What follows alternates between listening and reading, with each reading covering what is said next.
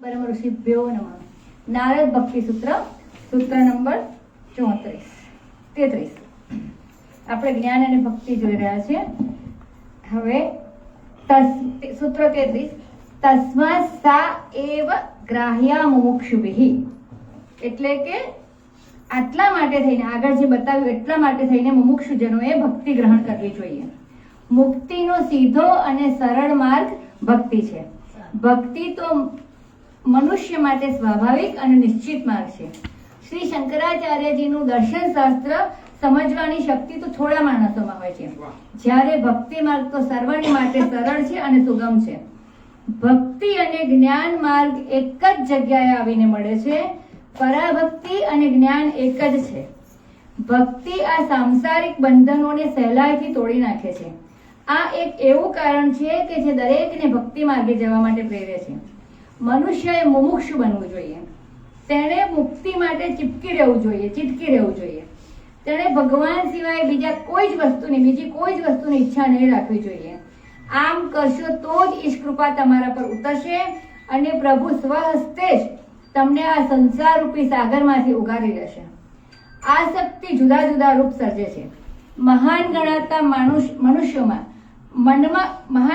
મનુષ્યના મનમાં પણ એ સ્વદેશ ભક્તિ, સાંપ્રદાયિકતા અને માનવ સેવાના રૂપે રહ્યા કરે છે. આ બધી જ આસક્તિઓને નિર્દય રીતે દૂર કરવી જોઈએ. સાધના એટલે અનુશાસન.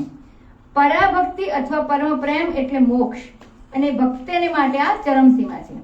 હવે આપણને નારદજી ભક્તિ વિકસાવવાની રીતો બતાવી રહ્યા છે.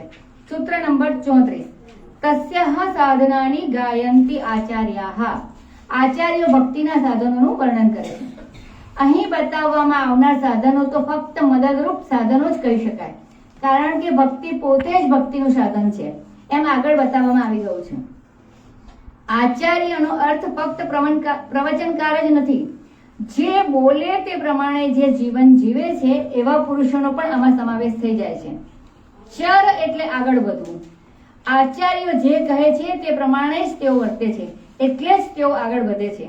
તેઓ ઉત્તમ પ્રકારના ભક્તો હોય છે. આવા ભક્તો જ કંઈ કહેવા માટે યોગ્ય કહેવાય. તેમના વચનામૃતો લોકોને ગળે ઉતરી જાય છે. જેમને પોતાને સાધનાનો અને આત્મ સાક્ષાત્કારનો જાત અનુભવ હોય તેઓ જ ખરા આચાર્ય કહેવાય. અપરાભક્તિ તો પરાભક્તિ અથવા આત્મ સાક્ષાત્કારનું સાધન માત્ર છે. વૈરાગ્ય, અનાસક્તિ અને અભ્યાસ એ તો આધ્યાત્મિક સાધનાના આધાર સ્તંભો છે. હવે આગળના સૂત્રો આપણે આવતી વખતે જોઈશું, જેમાં રામાયણમાં જે રામચંદ્રજીએ સબરી નવદા ભક્તિ બતાવી છે એ વિશે બતાવ્યું છે. હરિ ઓમ.